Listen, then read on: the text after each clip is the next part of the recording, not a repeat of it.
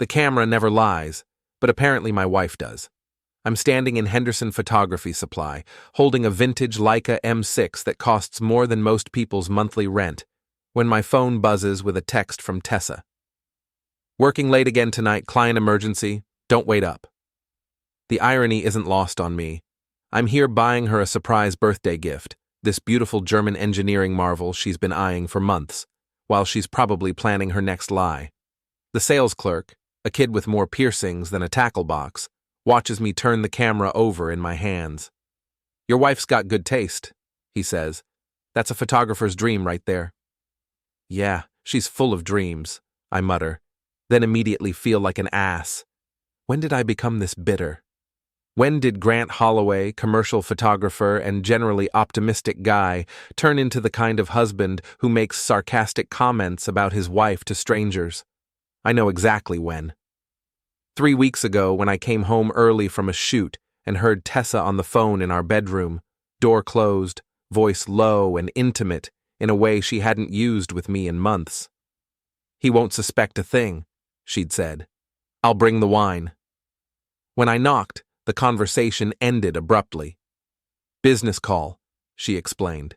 Difficult client, but since when do interior designers discuss wine selections for commercial office spaces? And since when does Tessa close doors for business calls? I buy the camera anyway.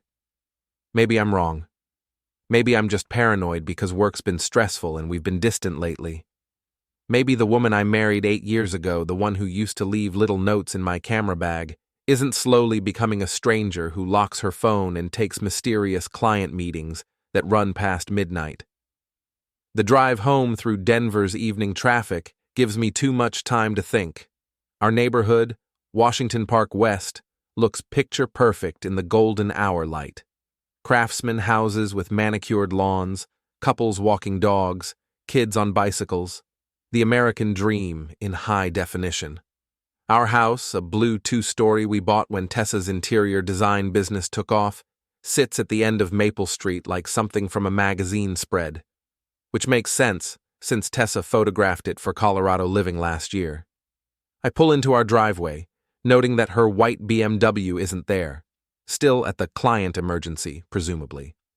I hide the camera in my studio, the converted garage where I edit photos and store equipment, then head inside to an empty house that smells like her perfume and disappointment.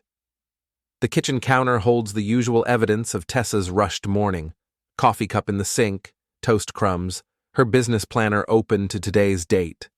I glance at it, not snooping exactly, just looking. The page is mostly blank except for E7 p.m. written in her careful handwriting. E. Not a client name I recognize, and I know most of them. Tessa talks about her work constantly, or used to.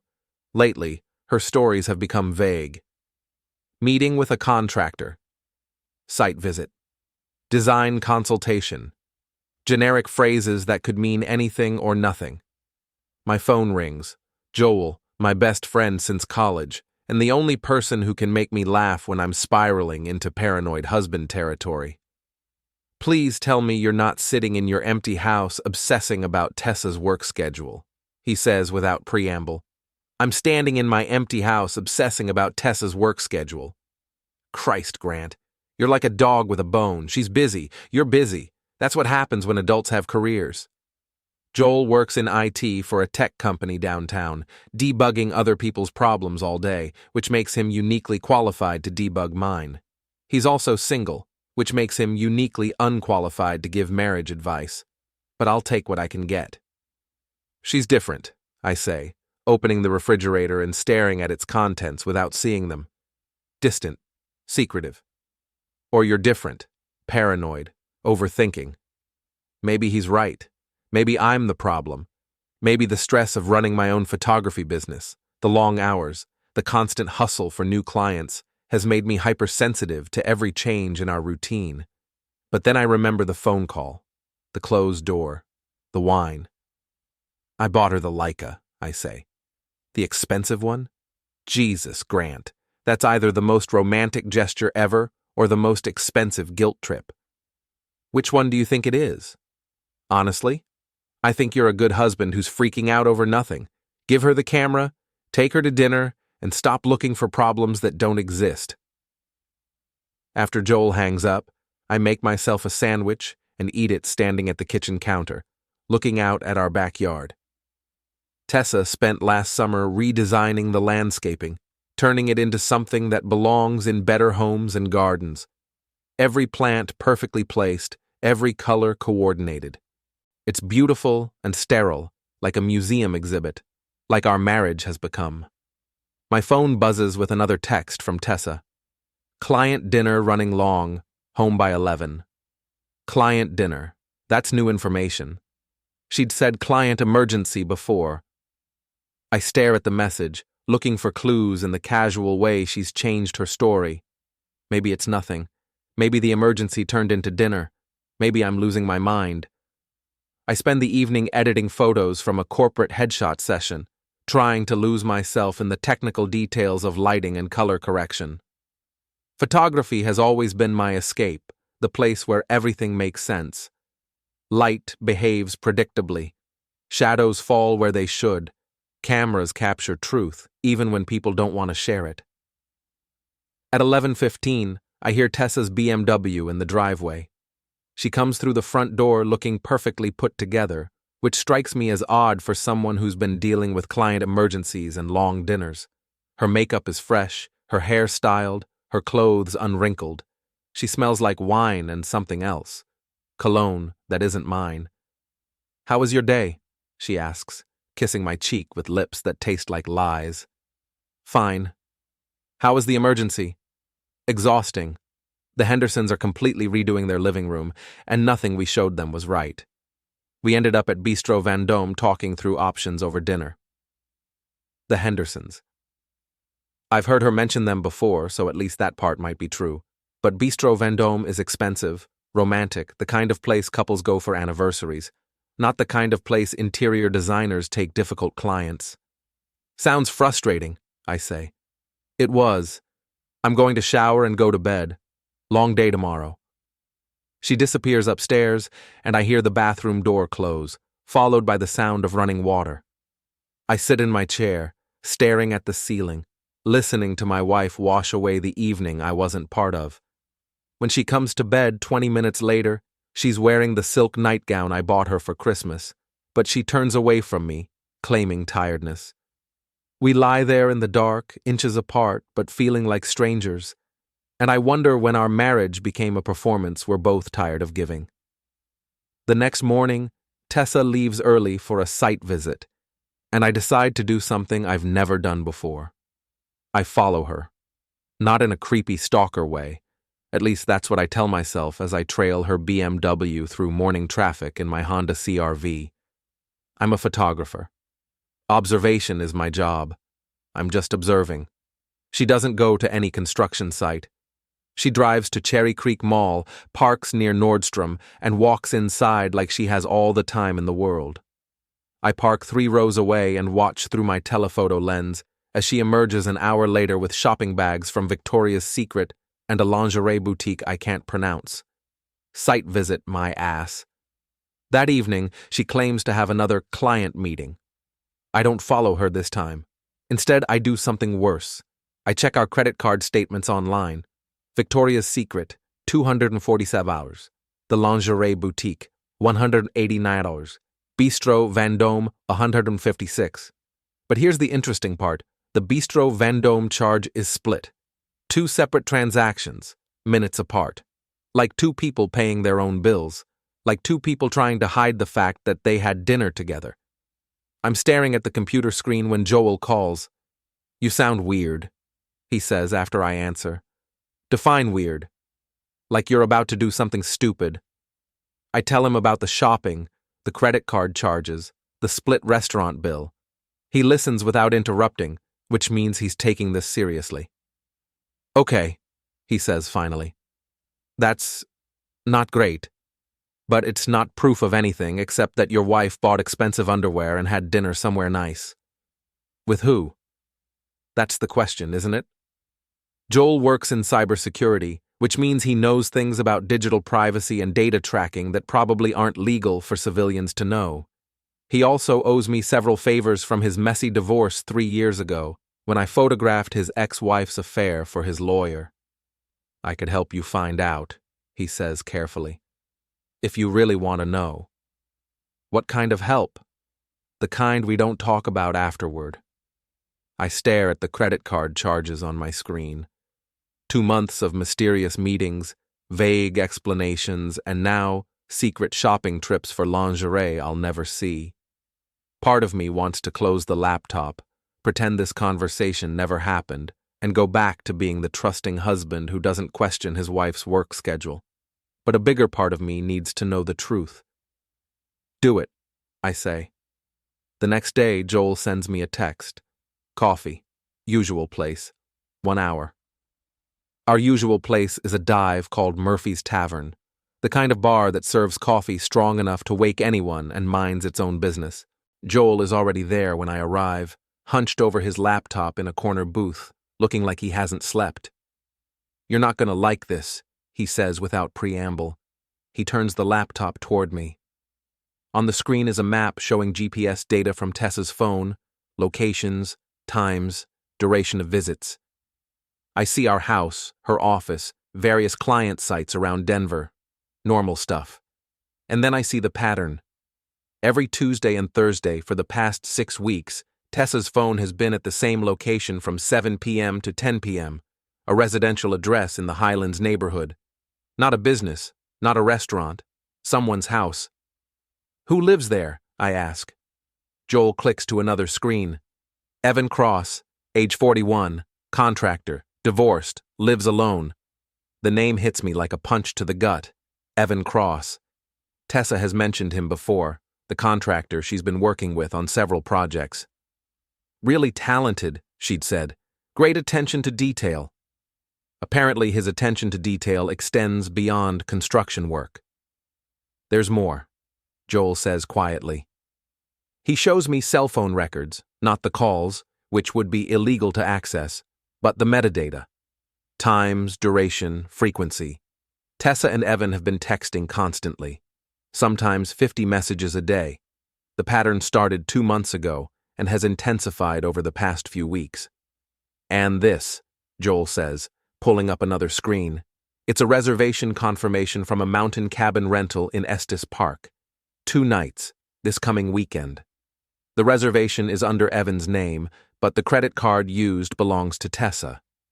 I stare at the screen until the words blur together. My wife is planning a romantic getaway with another man, and she's paying for it. Grant, Joel says softly. I'm sorry. I close the laptop. The coffee shop suddenly feels too small, too bright, too full of normal people living normal lives where wives don't lie and husbands don't hire their friends to spy on them. What do I do? I ask. Whatever you want, but do it smart and do it legal.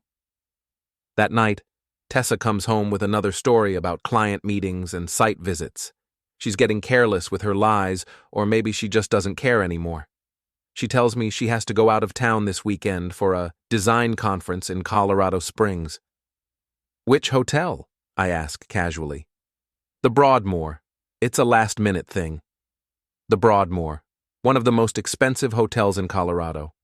I make a mental note to check if there are any design conferences there this weekend. I'm betting there aren't. After dinner, Tessa goes upstairs to pack. I hear her moving around in our bedroom, opening drawers, closing suitcases. When she comes back down, she's carrying a small overnight bag and wearing the kind of outfit that's definitely not for a professional conference. A dress that hugs her curves and shoes that cost more than my camera equipment. I'll be back Sunday evening, she says, kissing my forehead like I'm a child she's leaving with a babysitter. Have fun at your conference. She pauses at the door, and for a moment, I think she's going to tell me the truth. Her hand is on the doorknob, her back to me, and I can see the tension in her shoulders. Grant, she says without turning around. Yeah? Never mind. I'll see you Sunday. And then she's gone, leaving me alone in our perfect house with the knowledge that my marriage is over and the growing certainty that I'm not going to let her destroy me without a fight. I pour myself a whiskey and call Joel. She just left, I say. For the cabin? For the cabin. With him. What's the plan? I take a long sip of whiskey and stare out the window at our picture-perfect neighborhood. I'm going to give her exactly what she deserves. Sunday evening arrives like a funeral I've been dreading. I'm sitting in my studio, pretending to edit photos while actually staring at the door, waiting for Tessa to come home from her design conference with lies on her lips and another man's cologne in her hair. She walks through the front door at 8:30 p.m., dragging her suitcase and wearing sunglasses even though the sun set an hour ago. Classic hangover disguise. How was Colorado Springs? I ask from the kitchen doorway.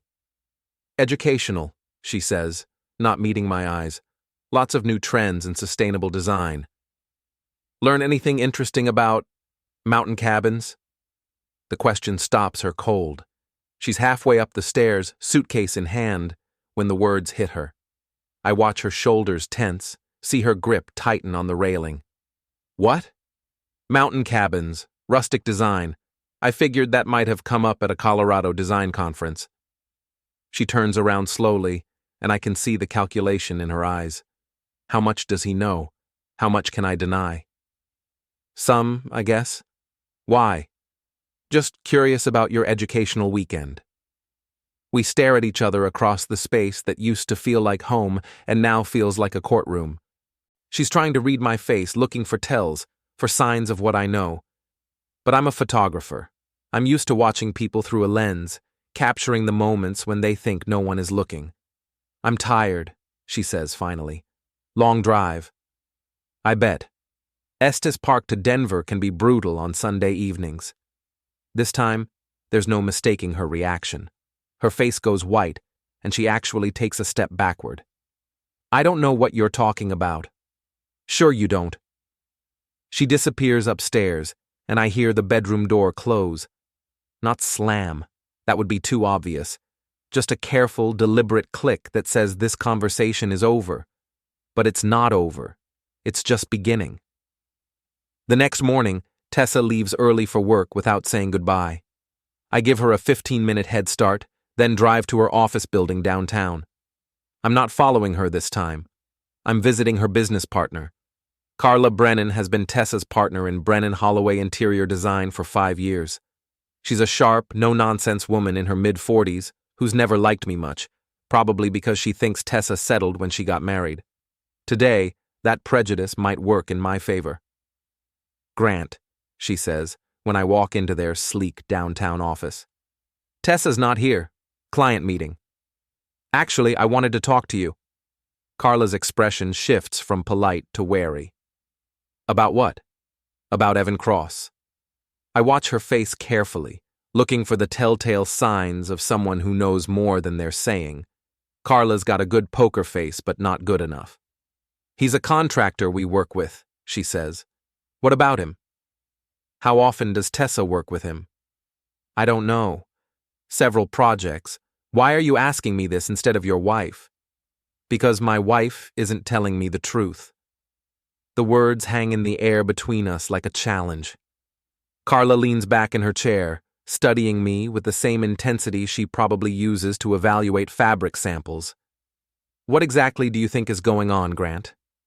I think you know exactly what's going on. The question is whether you're going to help me or help her.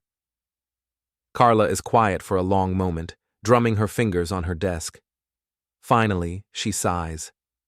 Tessa's been distracted lately, missing meetings, showing up late, leaving early. Her work has been sloppy. How sloppy? Last week, she sent the wrong floor plans to a client, cost us a $15,000 job. And you think it's because of Evan? I think it's because of something, or someone. Carla opens a file cabinet and pulls out a folder. These are the projects she's worked on with Cross Construction in the past 3 months. 12 jobs. That's more than she usually does with any single contractor in a year. She slides the folder across the desk. I flip through it, seeing invoices, project timelines, communication records. What I don't see is any legitimate reason for Tessa to be spending so much time with Evan Cross. Most of these jobs are small, I say. Bathroom renovations, kitchen updates, nothing that would require extensive collaboration. That's what I thought too. Why are you telling me this? Carla's expression hardens. Because I've built this business from nothing, and I'm not going to watch it fall apart because my partner can't keep her personal life separate from her professional responsibilities. I close the folder and stand up. Thank you. Grant, she says as I reach the door. Whatever you're planning to do, be smart about it. Tessa's not the only one with something to lose here. That evening, I'm waiting in the kitchen when Tessa comes home. She looks surprised to see me, which tells me she's gotten used to avoiding me. We need to talk, I say. About what? About Evan Cross, about mountain cabins, about the fact that you're having an affair and lying to my face about it. The words hit her like a physical blow. She actually staggers backward, grabbing the counter for support. Don't. I hold up my hand. Don't insult my intelligence any more than you already have. For a moment, I think she's going to keep lying. I can see her considering it, weighing her options, calculating whether she can still salvage this charade. Then something in her face changes. The mask slips, and I see something I haven't seen in months. The real Tessa. Not the perfect wife, not the successful businesswoman, just a woman who's been caught. How long have you known? She asks quietly. Long enough. Are you going to leave me? The question catches me off guard. In all my planning, all my anger, I haven't actually thought about what comes next. I've been so focused on exposing her lies that I haven't considered the aftermath. I don't know, I say honestly. I never meant for this to happen. But it did happen. You made it happen. She starts to cry then, not the pretty tears of a movie heroine, but the ugly, desperate sobs of someone whose world is falling apart. Part of me wants to comfort her, to hold her, and tell her we can work through this. That part is smaller than it used to be. How long? I ask. 2 months. Why? I don't know. He was charming and attentive, and you were always working, and I felt invisible in my own marriage. So you decided to become visible in someone else's bed. She flinches at the harshness in my voice, but I'm past caring about her feelings. She gave up the right to my consideration when she gave herself to another man. What do you want me to do? She asks. I want you to end it, tonight. I want you to call Evan and tell him it's over. And then what? And then we figure out if there's anything left of our marriage worth saving. She nods, wiping her eyes with the back of her hand. Okay, I'll call him. But even as she agrees, I can see the calculation returning to her eyes. She's not sorry she had the affair. She's sorry she got caught. And that makes all the difference. Tessa makes the call that night, standing in our kitchen while I watch from the doorway. She tells Evan it's over, that she wants to work on her marriage, that they can't see each other anymore. Her voice is steady, businesslike, like she's canceling a subscription service. But I can hear his voice through the phone, loud and angry, and I can see her face change as he talks. By the time she hangs up, she looks shaken. What did he say? I ask. He's upset. He thought we were going to be together. Together how? He thought I was going to leave you. The words hit me like ice water. This wasn't just an affair. It was an exit strategy. Were you? She doesn't answer, which is answer enough. That night we sleep in the same bed but might as well be on different continents. I lie awake staring at the ceiling, listening to her breathe, wondering how long she's been planning to abandon our marriage. Wondering if anything about the last 8 years was real. The next morning, I'm in my studio editing photos when Joel calls. How did it go? He asks. She admitted it, says it's over. Do you believe her? No. Smart man, because I've got some news you're not going to like. My stomach drops. What now? Evan Cross filed for a business license yesterday, Cross Holloway Design Consulting. The name hits me like a slap. Cross Holloway. My wife's name hyphenated with her lover's. They weren't just having an affair. They were planning a future together. There's more, Joel continues. He put a deposit down on office space in Cherry Creek, 2-year lease. I close my eyes and try to process this information. While I was confronting Tessa about her affair, she and Evan were already building a life together. The conversation last night wasn't a confession. It was damage control. Grant, you still there? Yeah, I'm here. What do you want to do? What I want to do and what I should do are two very different things. What I want to do involves Evan Cross, a baseball bat, and a very long conversation about respecting other people's marriages. What I should do is call a lawyer and start protecting myself. I need evidence, I say. Real evidence. Something that will hold up in court. I can help with that, but it's going to get ugly. It's already ugly. That afternoon, I do something I never thought I'd do. I install a voice-activated recording app on my phone and leave it running in the kitchen. If Tessa is still talking to Evan, I want proof. She comes home at her usual time, claims she's tired, and goes straight upstairs. But an hour later, I hear her on the phone. Her voice is too low for me to make out words, but the tone is intimate, apologetic, reassuring. The recording picks up everything. I know you're angry, she says, but I had to tell him something. He was getting suspicious. Pause. No, I'm not choosing him over you. This is just temporary. Pause. Of course I still want to be with you. The business plan, the office space, all of it. I just need more time. Pause. A few weeks, maybe a month, long enough to make this look like my decision instead of something I was forced into. Pause. I love you too. I listened to the recording 3 times, each playthrough making me angrier.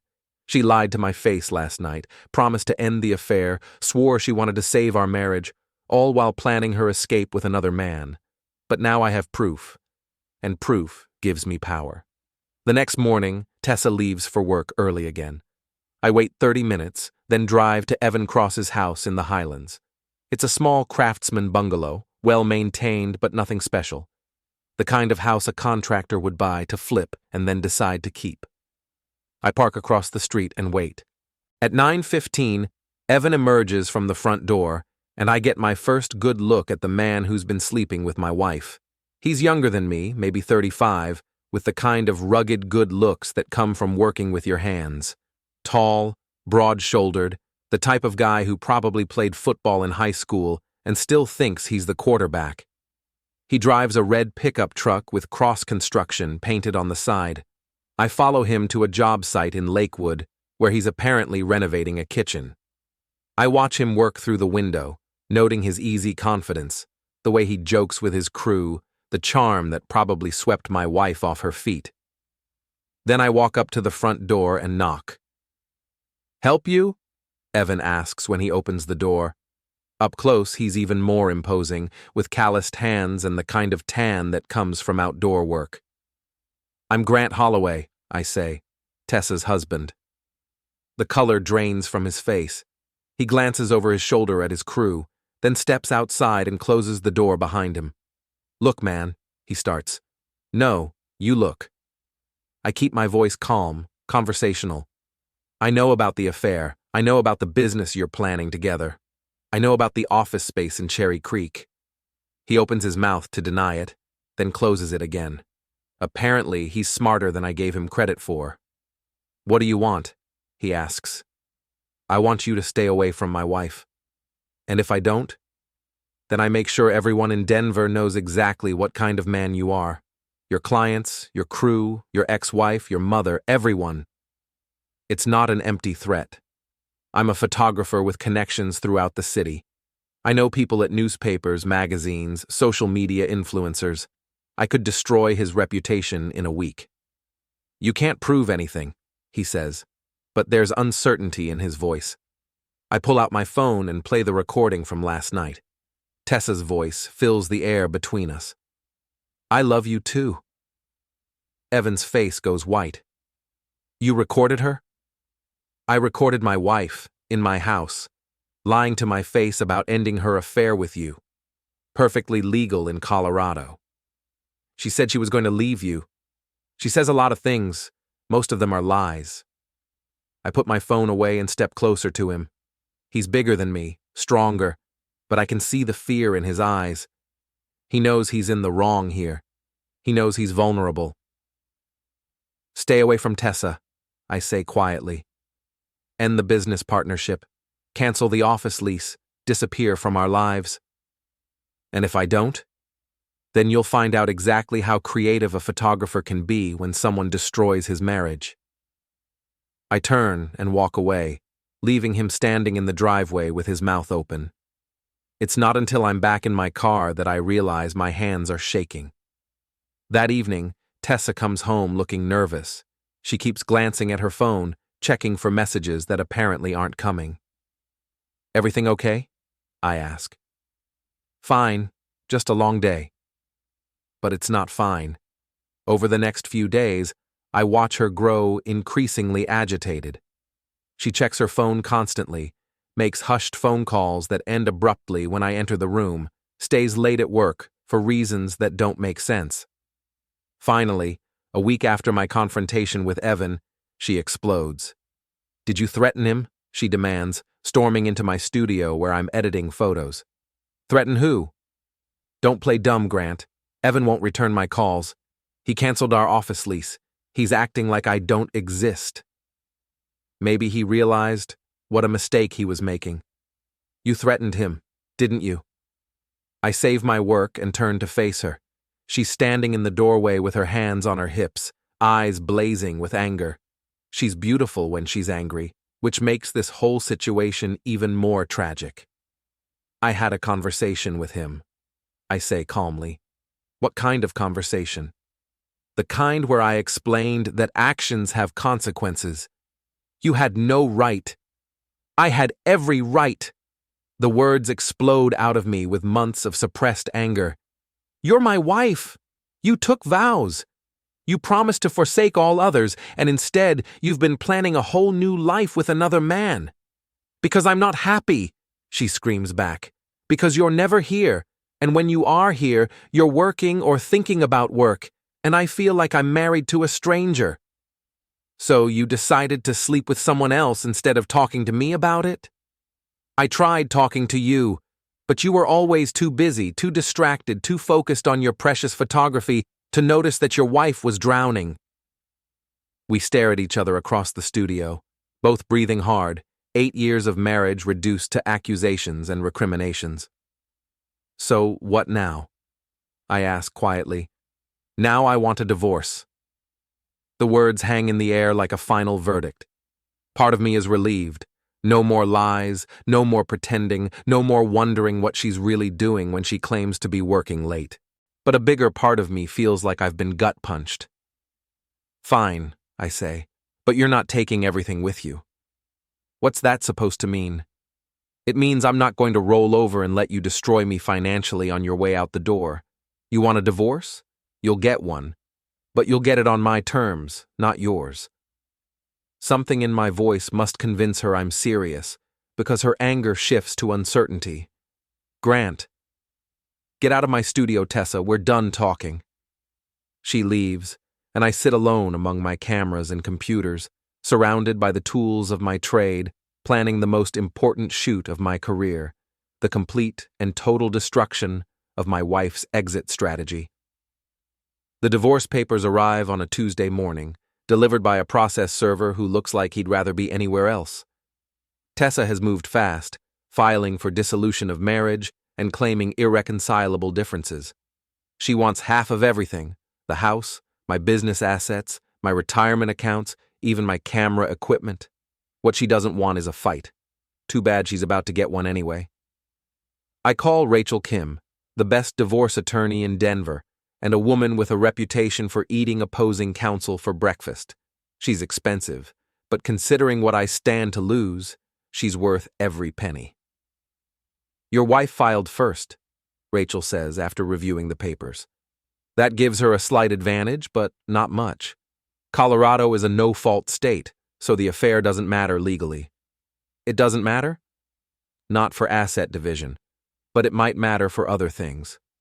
Rachel is a small, intense woman in her late 30s who speaks in precise, clipped sentences. She reminds me of a surgeon, someone who cuts away problems with clinical efficiency. What other things? Public opinion, social standing, business relationships. Your wife's affair might not affect how the court divides your assets, but it could affect how her clients view her business. Go on. Interior design is a relationship-based business. Trust is crucial.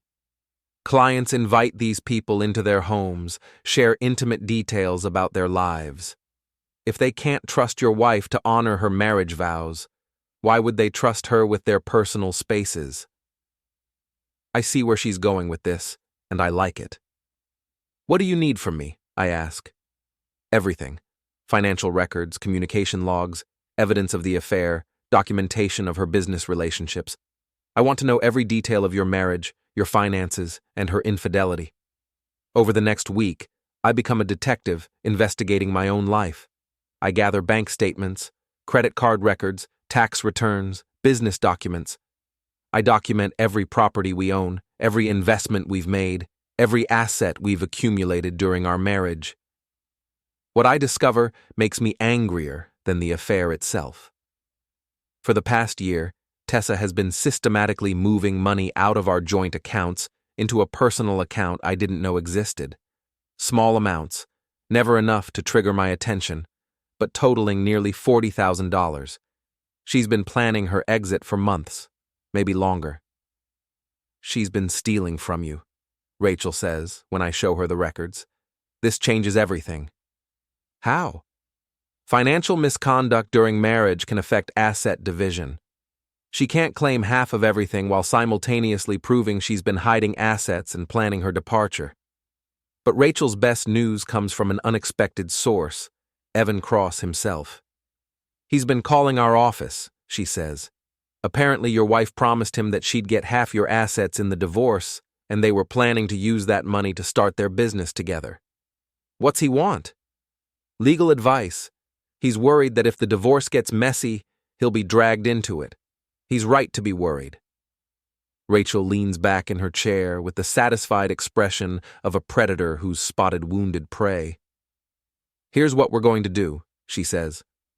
The plan is elegant in its simplicity. Instead of fighting Tessa's divorce petition, we're going to embrace it and use her own evidence against her. Every text message, every phone call, every secret meeting with Evan has been documented. Every dollar she moved into her secret account has been tracked. Every lie she told has been recorded. We're going to give her exactly what she asked for, Rachel explains. A divorce.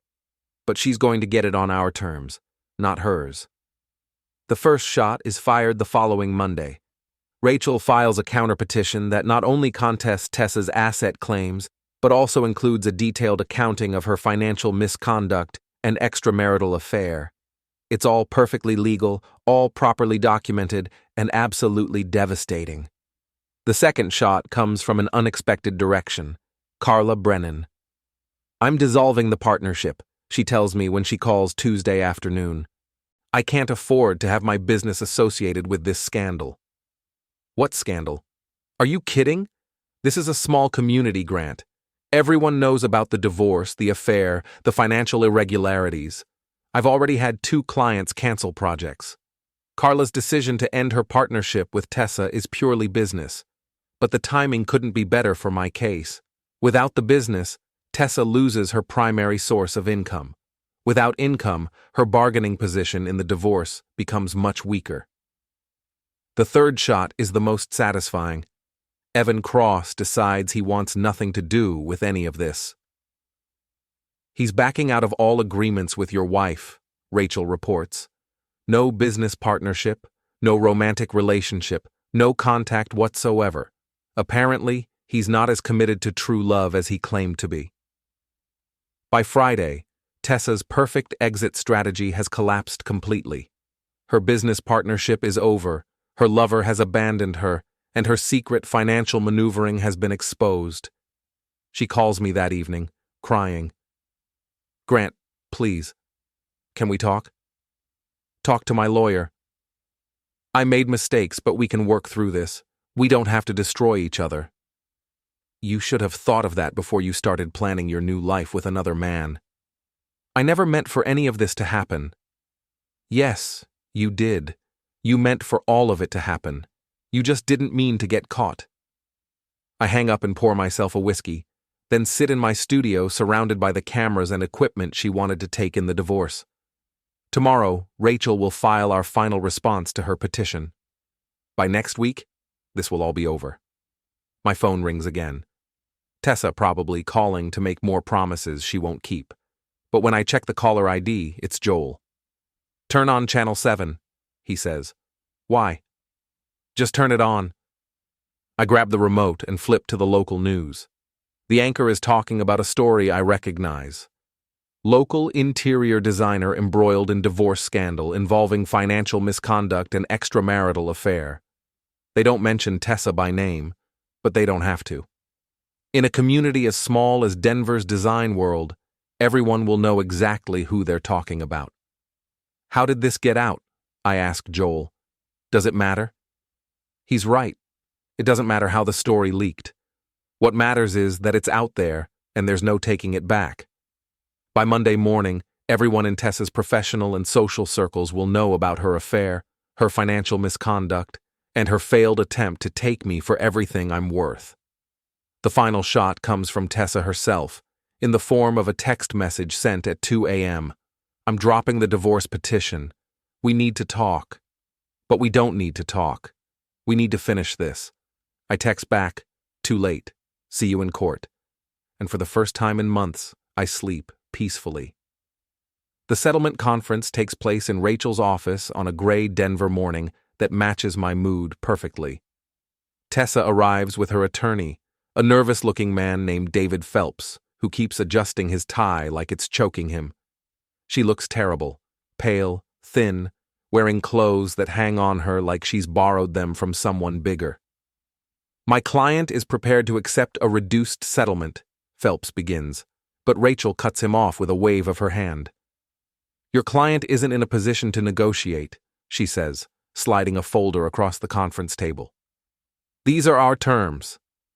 Tessa opens the folder, and her face goes white. I can't see the documents from where I'm sitting, but I helped Rachel prepare them, so I know what they contain. A complete accounting of every dollar Tessa moved into her secret account, every lie she told, every promise she broke. This is ridiculous, Phelps says after scanning the papers. You're asking for everything. We're asking for what's fair, Rachel replies calmly. Your client engaged in financial misconduct during the marriage, planned her exit strategy for over a year, and attempted to defraud my client of his legitimate assets. These terms reflect the reality of her actions. The reality is harsh. Tessa gets to keep her car, her personal belongings, and $20,000. Everything else, the house, the business assets, the retirement accounts, stays with me. In return, I agree not to pursue criminal charges for the money she moved into her secret account. She'll be left with almost nothing, Phelps protests. She should have thought of that before she started stealing from her husband, Rachel says. Tessa hasn't spoken since she opened the folder. She's just sitting there, staring at the papers, looking like someone who's watching her life collapse in real time. Finally, she looks up at me. Grant, please. I know I made mistakes, but this is my whole life. No, I say quietly. Our marriage was your whole life. This is just the consequence of throwing it away. I'm sorry, I'm so sorry. I know you are. You're sorry you got caught. Sorry your plan didn't work. Sorry you're not getting the fairy tale ending you planned with Evan. But you're not sorry for what you did. If you were, you would have stopped before it got this far. She starts crying then, not the manipulative tears I've seen before, but the broken sobs of someone who's finally understanding the full weight of their choices. Sign the papers, Tessa, I say. It's over. She signs. The divorce is finalized 3 weeks later in a courtroom that smells like old wood and broken promises. The judge, a stern woman in her 60s, reviews our settlement agreement and pronounces us officially divorced. 8 years of marriage reduced to a legal document and a stamp. Tessa leaves immediately after the hearing. I watch her walk out of the courtroom alone, carrying a single box of personal items, and I feel nothing. No satisfaction, no regret, no lingering anger, just emptiness where love used to be. "How do you feel?" Rachel asks as we gather our papers. "Free," I say, and realize I mean it. That evening, Joel takes me out to celebrate at Murphy's Tavern. We drink whiskey and eat terrible bar food and pretend this is a happy occasion instead of the funeral of my marriage. "So what now?" he asks. "Now I rebuild." "Any regrets?" I think about it seriously. Do I regret the investigation, the ruthless legal strategy, the complete destruction of Tessa's exit plan? Do I regret fighting back instead of rolling over and letting her take everything? "No," I say finally. "She made her choice when she decided to cheat. I just made sure she lived with the consequences." "And Evan? What about him?" "You destroyed his life too. He destroyed his own life when he decided to sleep with a married woman. I just made sure everyone knew about it." Joel raises his glass. "To consequences. To consequences." We drink, and I think about the future. Tomorrow I'll start looking for a new house, something smaller and more practical than the showplace Tessa designed. I'll rebuild my business, maybe expand into wedding photography or commercial work. I'll learn to be single again, learn to trust again, learn to love again. But tonight, I'm just going to sit in this dive bar with my best friend and celebrate the fact that I'm no longer married to a woman who was planning to destroy me. My phone buzzes with a text message. For a moment, I think it might be Tessa, but it's from an unknown number. "Saw the news about your divorce. If you ever want to grab coffee and talk about photography, let me know. Sarah, from Henderson Photography Supply." Sarah, the sales clerk who sold me the Leica that's still sitting in my studio, wrapped and waiting for a birthday that will never come. I'd forgotten about her, but apparently she remembered me.